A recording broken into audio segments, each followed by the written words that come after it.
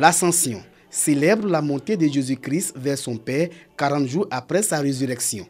À Bouaké, les fidèles catholiques ont commémoré l'entrée du Sauveur de l'humanité dans la gloire de Dieu. C'est la promesse de Jésus qui monte vers le Père et qui nous donne la plus grande promesse. Les plus bonnes choses viennent avec l'Esprit Saint, qui est le consolateur, qui est la force qui permet aux chrétiens de vivre dans les meilleures dispositions d'esprit. Nous avons confié des intentions à Jésus, il monte vers son Père. Nous nous demandons de porter ces intentions afin que ce jour-là soit vraiment un jour merveilleux pour nous. À la paroisse Saint-Jean-Baptiste d'Aouniansou, dans son homélie, le célébrant a montré une autre facette de cette élévation au ciel de Jésus-Christ. Elle symbolise un nouveau mode de présence du Christ qui n'est plus visible dans le monde terrestre, mais demeure présent dans les sacrements. La mort ou bien la vie terrestre n'est pas la fin. Une vie plus belle encore nous attend auprès du Père. Mais aussi nous inviter à prendre nos responsabilités d'homme parce que Jésus laisse son œuvre entre nos mains. Chacun de nous doit se montrer capable de cette tâche et annoncer cette bonne nouvelle au monde. Le serviteur de Dieu a donc exhorté les chrétiens à demeurer dans la prière en attendant la promesse de Jésus-Christ, celle d'envoyer l'Esprit Saint. Les fidèles ont été invités à vivre la présence du Christ à travers l'Eucharistie qui rappelle le dernier repas de Jésus avant sa mort où il partage le pain et le vin avec ses apôtres. L'Ascension annonce la descente de l'Esprit Saint sur les apôtres et l'humanité le jour de la Pentecôte, 10 jours plus tard.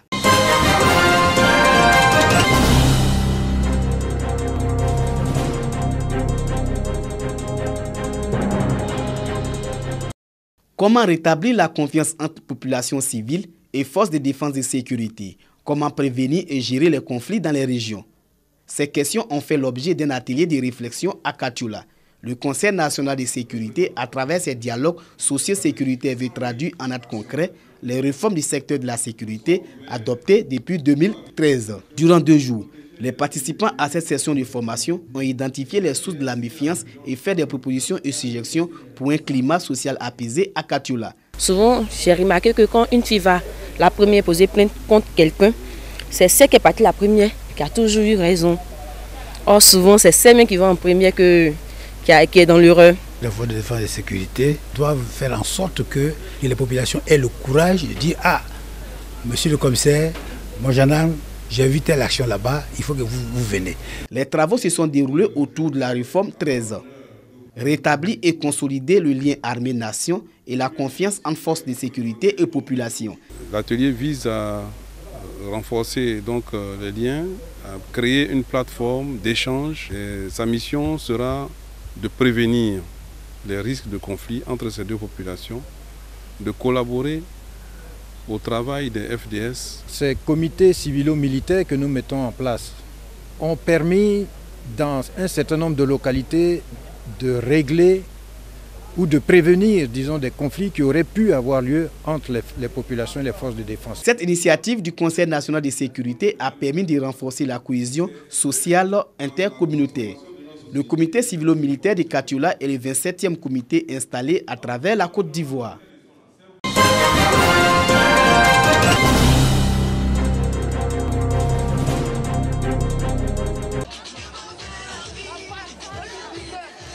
Les femmes du village de Nonois dans la sous-préfecture de Gabiagui ont raison de danser avec le président du conseil régional de San Pedro. Le village vient de bénéficier de 2 broyeuses et d'un tricycle qui va leur permettre de booster leurs activités génératrices de revenus. 50 tables bancs pour l'école primaire qui a été réhabilitée et qui va bénéficier de 3 salles de classe, dont la première pierre a été posée, et 50 chaises pour la chefferie. C'est un don du conseil régional. Pour le président Donatien Begré, c'est dans la cohésion et la paix que le développement peut se faire. On retient qu'ici il y a la paix. Ici c'est la paix et que les populations vivent ensemble, en symbiose. Et nous les élus, nous devons les pousser à la cohésion, nous devons les pousser à la solidarité, au vivre ensemble, parce qu'il n'y a pas de développement sans cela. Il y a une première pierre d'une classe de 3 classes qui va s'effectuer très bientôt, sans oublier la traîne qui va commencer. Donc tout ça là, quand il voit, il remercie le président Begré d'Ancien pour tout ce qu'il vient de faire. En plus de cela, moi j'aimerais que on peut avoir un foyer des jeunes, ça serait bien pour nous encore, surtout pour le village. Afin d'amener les populations à la reforestation, le président du conseil régional et le corps préfectoral ont donné l'exemple en plantant des arbres.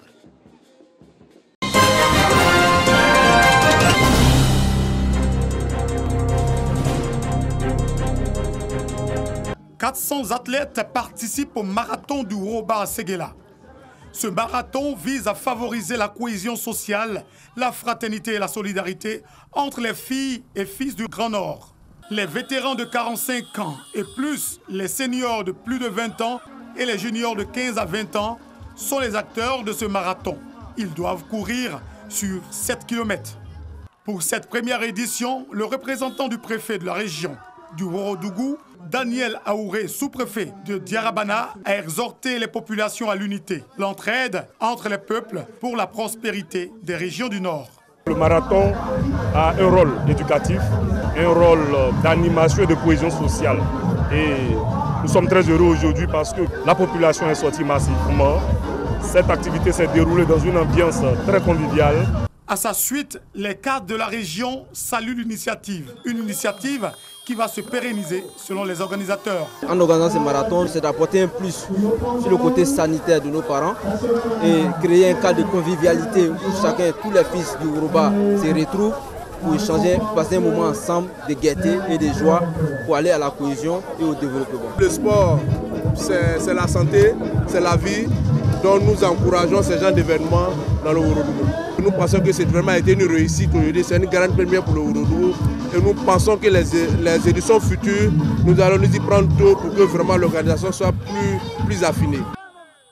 Le prochain marathon en 2020 verra la participation des représentants issus de chaque région afin de consolider le rapprochement entre les Ivoiriens.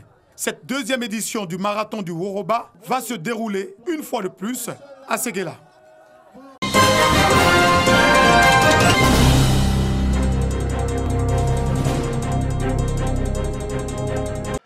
Cela n'était jamais arrivé auparavant depuis la création de la Direction régionale de l'éducation nationale, de l'enseignement technique et de la formation professionnelle de Soubré. Cette année 2019, année du social, des élèves vivant avec un handicap et issus des établissements primaires et secondaires de Soubré sont touchés par la solidarité de leurs condisciples. Ils sont 15 au total et chacun d'eux a reçu 2 fauteuils roulants, 4 paires de béquilles, des t-shirts et une enveloppe d'argent. Ces 15 élèves sont les bénéficiaires de cette première édition de la journée de solidarité de partage organisée par la Direction régionale de l'éducation nationale, de l'enseignement technique et de la formation professionnelle de Soubré. Ce que nous avons pu recenser, qui sont les cas les plus préoccupants, sont au nombre de 15. Et je pense qu'ils sont partis heureux et satisfaits. Les élèves de Soubré ont démontré leur inclination à aider et apporter leur soutien dans le cadre d'une action sociale. Une contribution individuelle de 100 francs leur avait été demandée et en réponse, la direction régionale de Soubré a pu récolter la somme d'1 481 000 francs CFA. Séduit par la spontanéité et la générosité des élèves, le maire de Soubré, Traoré Lassinan, s'est engagé à soutenir l'édition 2019-2020 de ce projet qu'il a qualifié d'exemple de social à l'école. Le social à l'école, mais aussi moyen de sortir de la stigmatisation des élèves de Soubré vivant avec un handicap.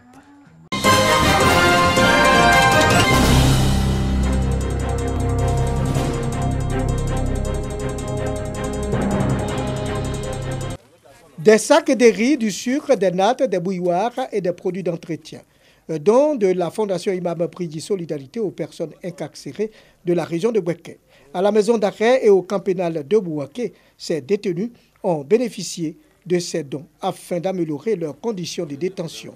Un véritable soulagement pour les responsables de prison. Chaque fois, l'effectif ne fait que grimper.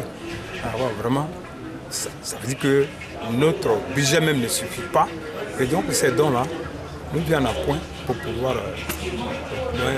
d'un temps soit peu subvenir aux besoins alimentaires de nos pensionnaires. S'il y a des gens de bonne volonté qui viennent nous assister en comblant ces vides avec ce genre de dons, on ne peut que les remercier, on ne peut que être reconnaissant. Pour les responsables de la Fondation Imam Pridi Solidarité, il s'agit d'apporter leur soutien aux détenus.